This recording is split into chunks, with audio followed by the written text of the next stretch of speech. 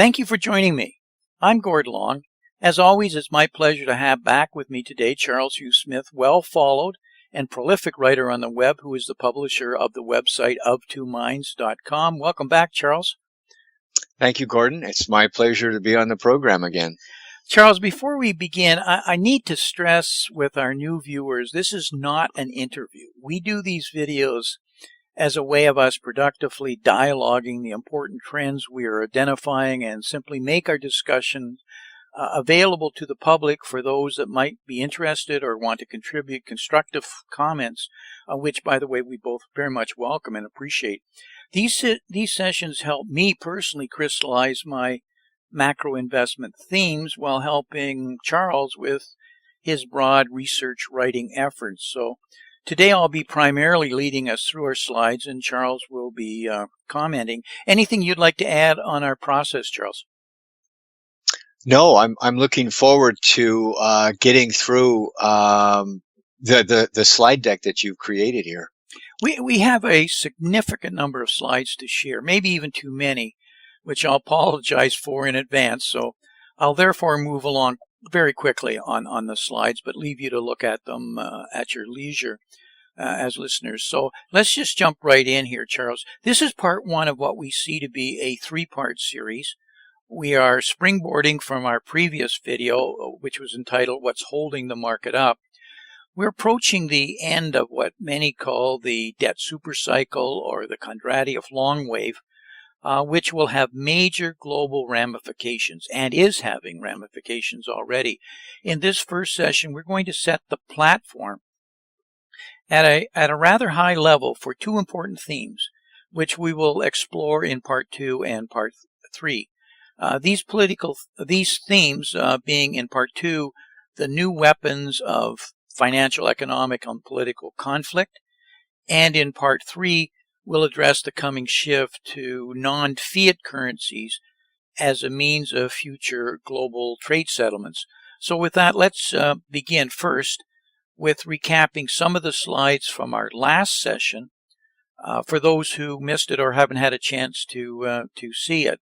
We talked about the macroeconomic cycle of change and how decelerating real global economic growth is having a profound impact and will at some point inevitably lead to a stability test.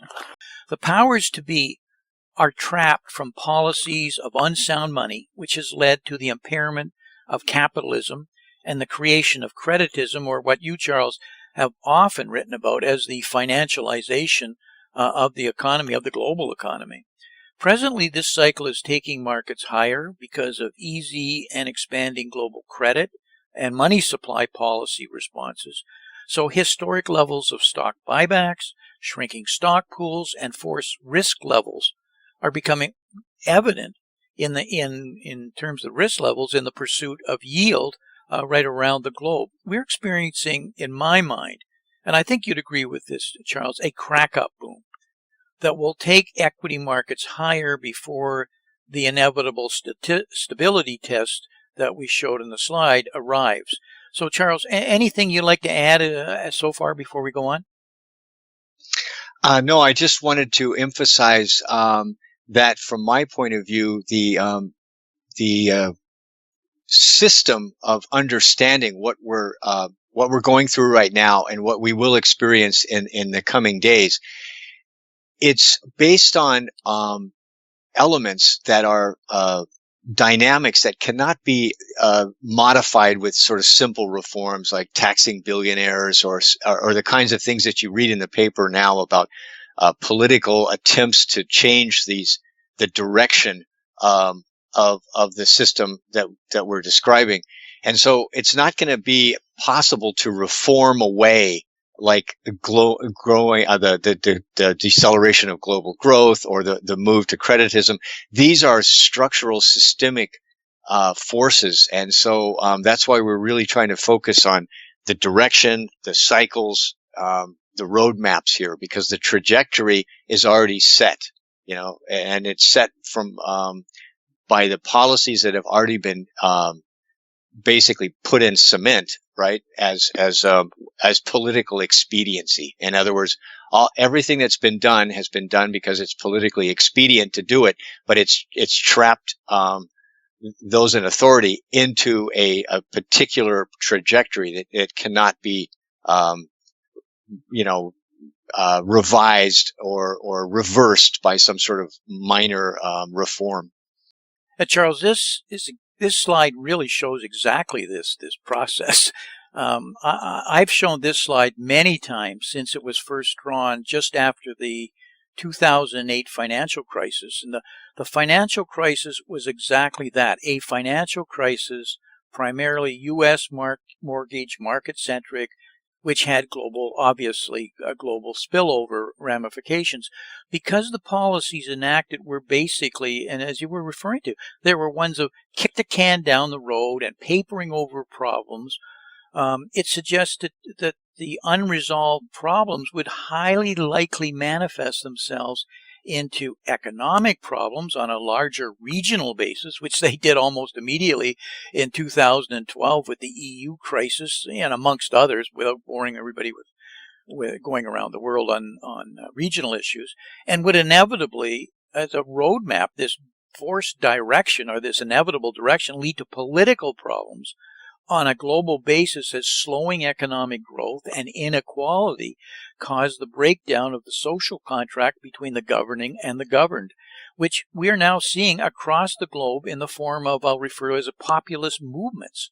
And that's what's stemming from it, because we've never fixed the problems and we just keep papering her over. And there's not a natural way of fixing them. It's going to take an event or some level of crisis. But to keep the global economy from imploding, we've resorted to economic policies that a decade ago we would have considered heresy, like quantitative easing. I didn't, in the 2005, I would have just said impossible, not so. But the future suggests we haven't seen, in my mind, anything yet. We're likely to see QE for the people, NERP and MMT. I've always believed that collateral is going to be a massive issue, and we're going to see collateral guarantees. I think we're going to see broad nationalization of financial institutions, such as the collapsing pension system. I mean, it's almost preordained now. And these policies, and we talked about this, I think, 2 years, the policies are going to get more and more bizarre. I think when we did our themes for 2017, Charles. But additionally, when the powers to be get in trouble, they resort to I'll call it cheating, but or what is seen as changing the rules, regulations, or laws if so needed. And that's what few investors actually plan for and are always unexpected, but they should be expected. That's what's in front of us and the ramifications of it. And I think I mentioned in our last show, Charles, in 2008, everybody's forgot, we got rid of mark-to-market. And because the banks were allowed to do that because adjusting to a collapsing market was going to bankrupt the banks. So we said, no, you got a temporary, you don't have to mark to market. We call it mark to fantasy. And here we are a decade later and they never changed it back. So how good are the banks' books? No wonder we just had a repo chaos and nobody trusts the other banks because nobody trusts their books. I mean, that's just a fact. Comments on that, Charles? Yeah, only that the direction that we're talking about is you cannot fix what's broken by doing more of what's failed, and that's basically what powers that be are doing, right? In other words, there's over indebtedness, so you create more credit, and then you have to lower interest rates to zero in order for people to maintain the illusion of solvency. And so on. And so, as you say, and the point of our discussion here is this is building up conflicts that cannot be redressed by the normal political process. And Charles, they're going to be forced because into change. They're going to have no choice. But by force, we'll talk about a little later what form that'll take, because too many long cycles are all converging with the end of this debt super cycle. It's just they're all lengths and various ones that I've went through with Dent on right now who specifies all his work on cycles show this. But the world will not come to an end. Cycles are exactly that. They continue to go up and down with generational beliefs, expectations, and demographics creating the cycles. But on the other side of major crises like the Great Depression are often explosive positive developments, because forced, and I really stress this, forced adjustments to the system are found and implemented. There are losers and winners, but the system keeps on going and evolving. That's the nature of the system, and I see that to again happen. But the Great Depression was not a pleasant time for a lot of people, and the Second World War certainly wasn't. But the 50s and the 60s and most of the 70s, well, for that matter, even up to today, has been a spectacular period to be alive in the face of the earth in most of the developed countries. Any comments so far, Charles, on that? Yeah, just a quick comment on the cycles is that I think we can understand cycles because many people question that. They tell me, well, aren't you just arbitrarily creating a cycle that's more a figment of imagination than real? But of course, human nature remains the same, right? And what happens is what worked in the past really well in the boost phase of a cycle, then it's our default setting to keep doing more of what worked in the past, even when it's failing dramatically in the present. And so that leads to a crisis where we're finally forced to adapt and evolve to changing conditions. But we do not choose that that uncertainty and that sort of riskiness as a default setting. So we really have to be forced, and that's what happens in cycles. Yeah, it's the human condition. It's just not in our nature in large bodies to plan and agree. It's always an event or happenstance that takes control. Now, this is where things actually, Charles, to me, this is where things now start to get really interesting.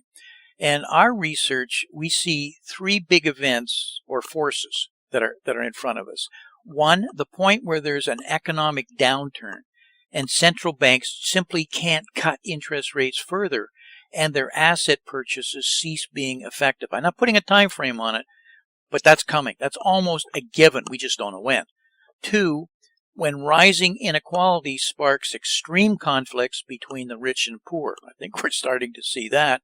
And three, the battle for global domination between the rising power of China and the incumbent world power of the U.S. We're moving from a unipolar world to a multipolar world, and everything that entails that, including who's going to police the world and who's going to step in, because in many ways the United States has been the policeman for the world. But these are a given. They're going to happen. It's going to be how are we going to react to them?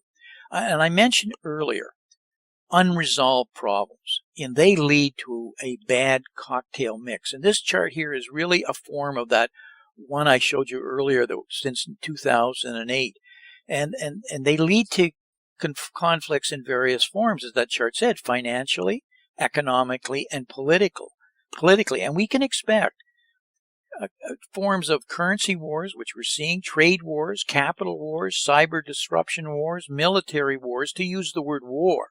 But it's conflict, and that conflicts themselves are going to take a whole different sets of forms. And the one that jumps to my mind right off the bat is we're using sanctions now to instill force U.S. policy abroad.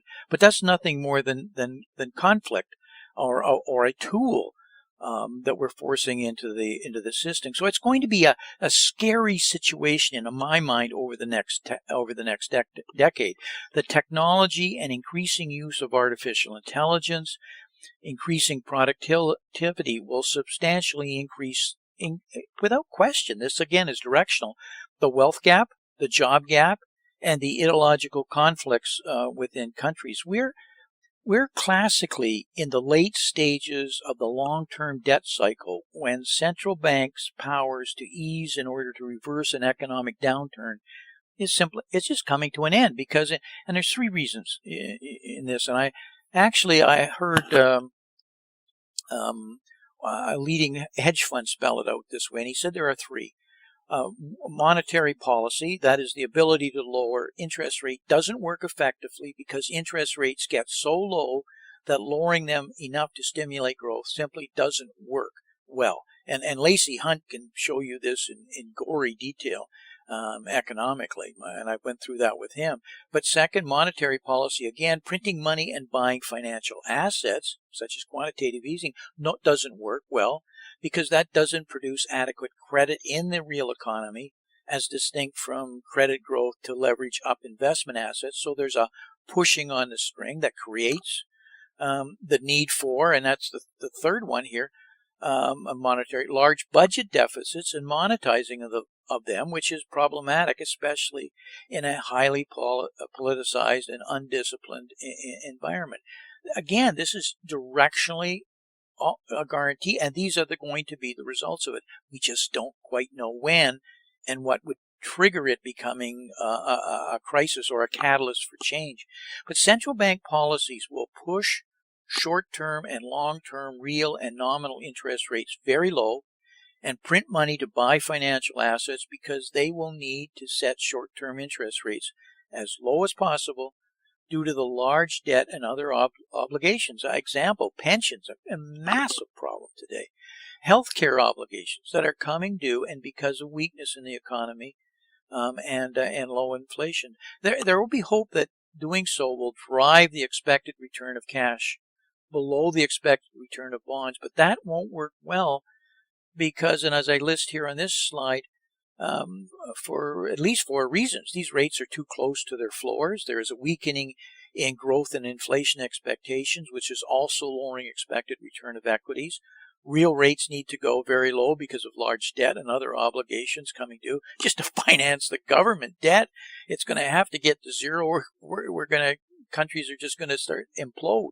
The purchase of financial assets by central banks stays in the hands of investors rather than trickles down to most of the economies, which worsens the wealth gap and the populist political responses. Given these are facts that are happening. Comments on any of this so far, Charles?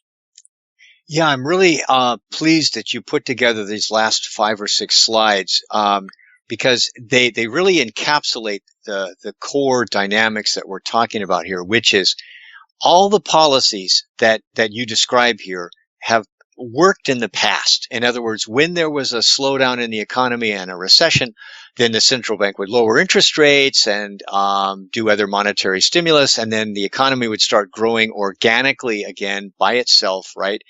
And then if there was wealth inequality, then you could manipulate the tax rates and then solve the problem politically. None of those things is working anymore, and yet we keep trying the same things. And what they're doing is they're actually creating instability, that's systemic, that's structural.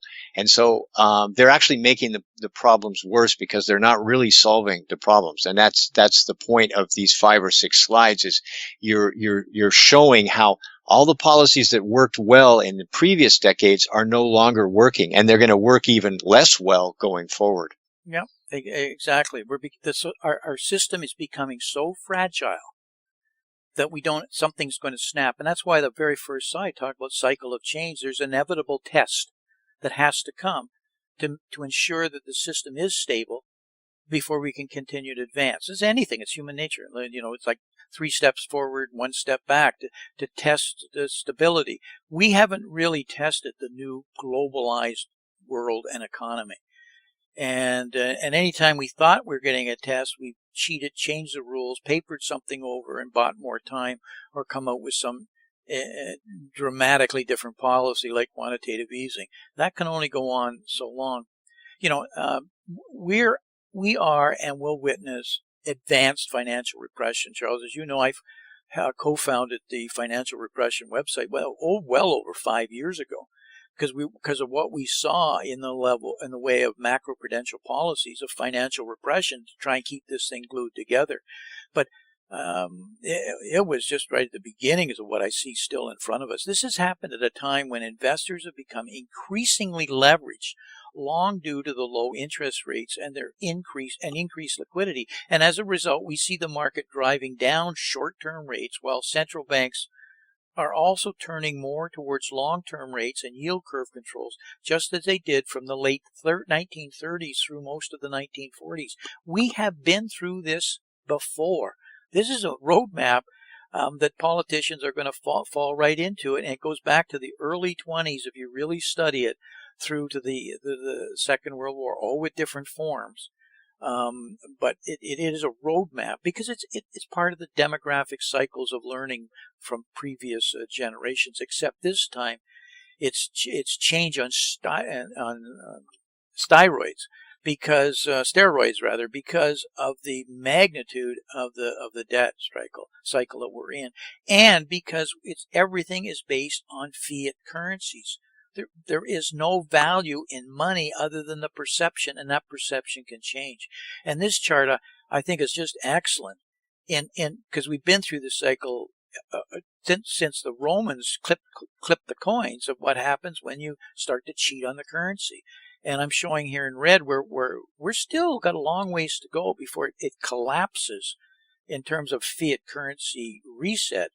But we're clearly just marching through. If you read the details here, you can see what the next steps are inevitably going to be. But the distortion of today's excess asset prices will require, as you said, a systemic reset to fix.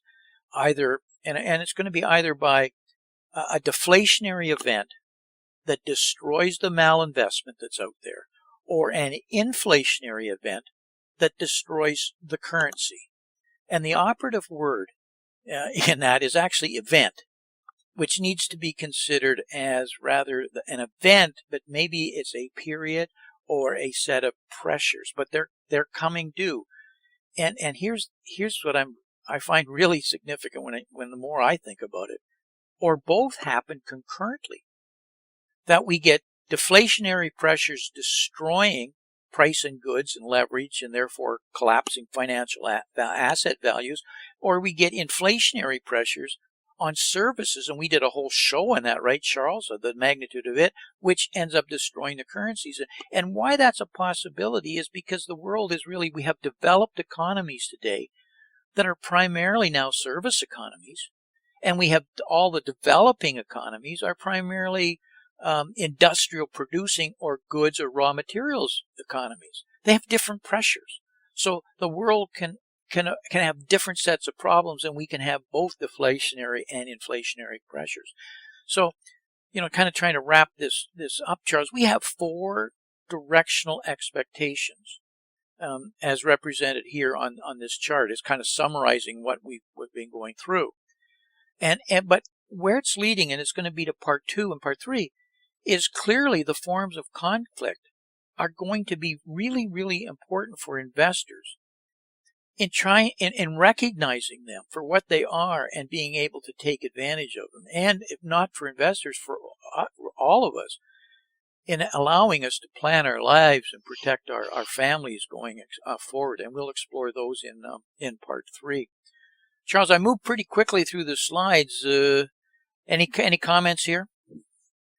I just wanted to mention that, the direction that you're talking about, and the fact that there will be a reset as a necessary restabilization of an unstable system.